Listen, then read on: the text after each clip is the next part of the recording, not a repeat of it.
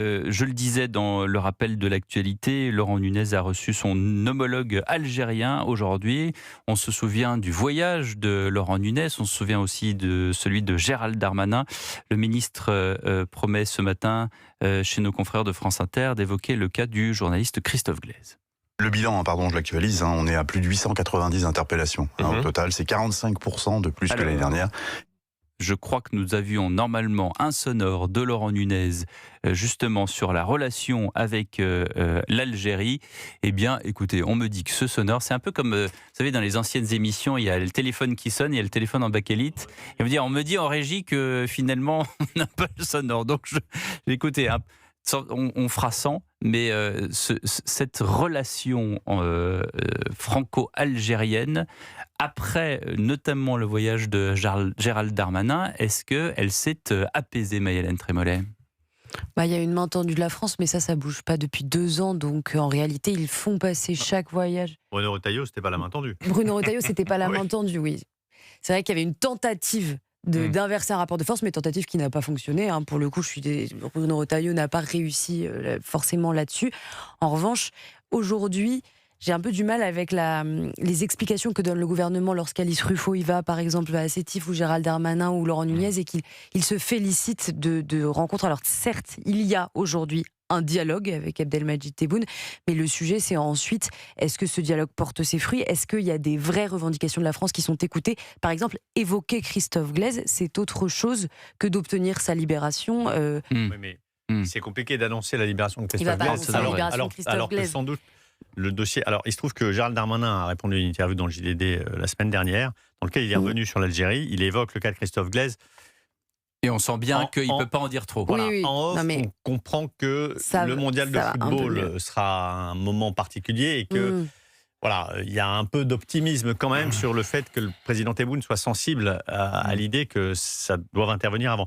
Ensuite, il y a des sujets qu'évoque Gérald Darmanin. D'abord, en préliminaire, on pourrait dire qu'il reconfirme l'idée que la frontière sud de la France est quand même très dépendante de l'Algérie et que du point de vue sécuritaire, avec notamment la poussée des islamismes au Sahel, les régimes qui tombent les uns après les autres, si nous n'avions pas une Algérie qui soit très efficace sur ce plan sécuritaire, y compris en coordination avec la France, ce serait un point de vulnérabilité très important pour nous. Alors, ça ne règle pas tous les sujets, mais c'est quand même un préliminaire. Ensuite, il y a d'autres sujets qui sont évoqués de façon périphérique, mais qui ont l'air anecdotiques pour nous, qui ne le sont pas forcément pour les Algériens. Alors, je suis d'accord avec vous, pour le moment, ça ne sont que des gestes de la France, mais notamment sur les biens mal acquis par le régime de Bouteflika, qui aujourd'hui est un point de crispation assez fort, qui pour nous nous paraît presque anecdotique, mais qui pour ce régime est un vrai sujet.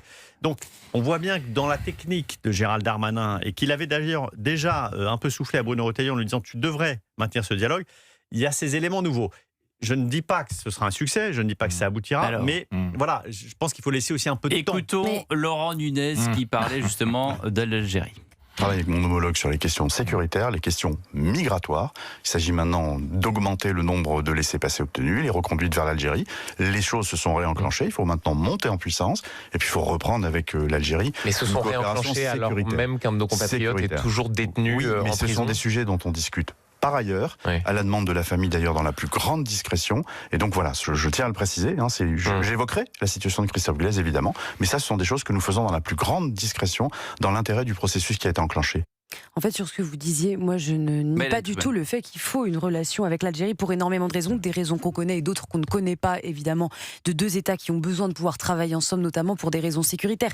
Ce que je relève juste, quand on souligne qu'il y a peut-être un mieux du côté de Christophe Glaise, qui est suggéré par Gérald Darmanin, c'est que, encore une fois, on est dépendant du calendrier algérien, et que d'ailleurs, l'Algérie décidera de la manière dont elle choisirait cette libération, un peu comme avec Boualem Sansal lorsqu'ils avaient choisi Berlin.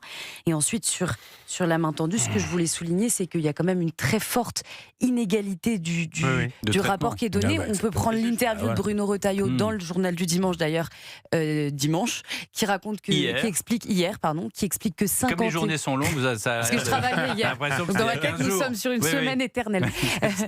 Non, mais Bruno Retailleau qui rappelle que 51 000 ressortissants algériens algériens ont été interpellés l'année dernière. Et Laurent Nunez, de son côté, brandit avec fierté les 140 nouveaux laissez-passer consulaires. Donc on peut voir quand même que les chiffres parlent d'eux-mêmes.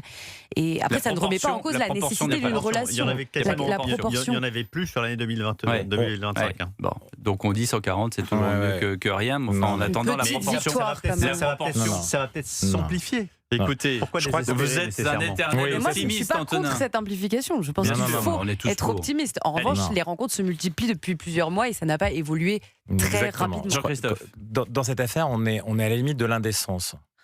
Un, parce qu'on exploite Christophe Glaise comme un argument pour dire regardez comment on progresse, mais on ne peut pas vous dire pourquoi.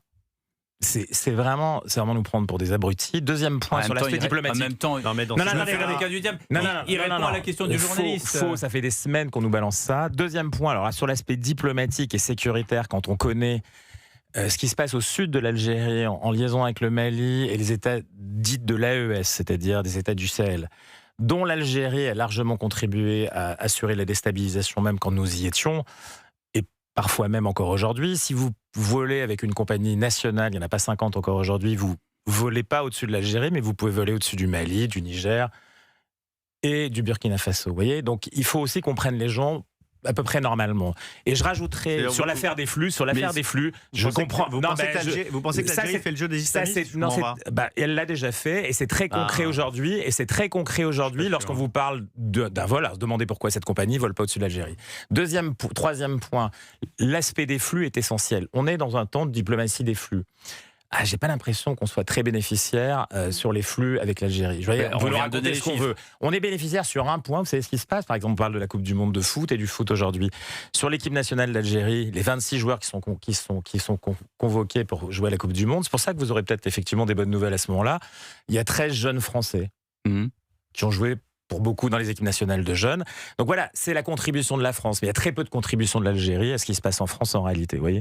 Et donc j'en ai un peu assez qu'on nous serve, l'histoire Christophe Glaise, la soi-disant contribution sécuritaire ou diplomatico-sécuritaire de l'Algérie dans la zone. Parce que si vous discutez avec des pays africains de cette zone-là, ils vous raconteront une toute autre histoire, et même au Maroc, par exemple, vous voyez. Sans doute, moi je fais confiance écoutez, moi aussi, mais jusqu'à un certain point. Service de sécurité jusqu'à un certain point. Lorsqu'ils affirment ce genre de choses. À eux, oui, mais pas forcément à la traduction politique qu'on en fait. Oui, cela dit, c'est lié, parce que c'est un pouvoir politique qui le renseignement n'agit pas en autarcie. Oui, mais le discours politique n'est pas toujours celui des services de renseignement. C'est pas vous, Serre Pierre, que je vais l'apprendre. Non, mais attendez, tout le monde va croire que je travaille chez Non, mais vous connaissez les enjeux militaires et sécuritaires. Je suis d'accord pour faire beaucoup de reproches. Justement, il y a un état-major qui généralement. Non, mais il faut qu'on arrête de nous raconter une histoire. Je suis d'accord pour faire beaucoup de reproches à Laurent Nunez.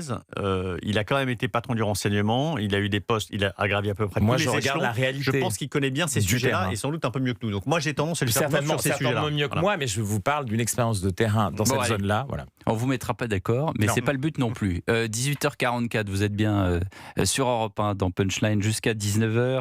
Et tout à l'heure, le président de la République, après avoir dit ras-le-bol, stop, le foot c'est pas ça, a accueilli les entrepreneurs au château de Versailles pour le célèbre désormais Sommet Choose France qui, nous dit-on, apporte énormément d'investissements dans le pays. Après, au niveau fiscal, il y a évidemment, faut voir comment est-ce qu'on s'arrange pour que des boîtes américaines et étrangères viennent investir en France.